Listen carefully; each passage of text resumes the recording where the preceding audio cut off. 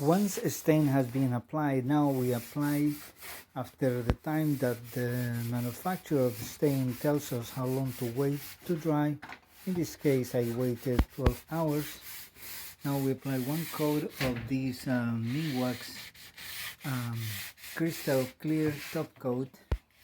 We gave it one coat, and after 24 hours of drying, now we're doing the sanding. The sanding is done with 220 sandpaper, and as you can see, this is where it is after the first coat of stain. It's a bit rough, but then once it gets sanded, a light sanding goes along very well. And then it's getting ready to go to the place where it's gonna live.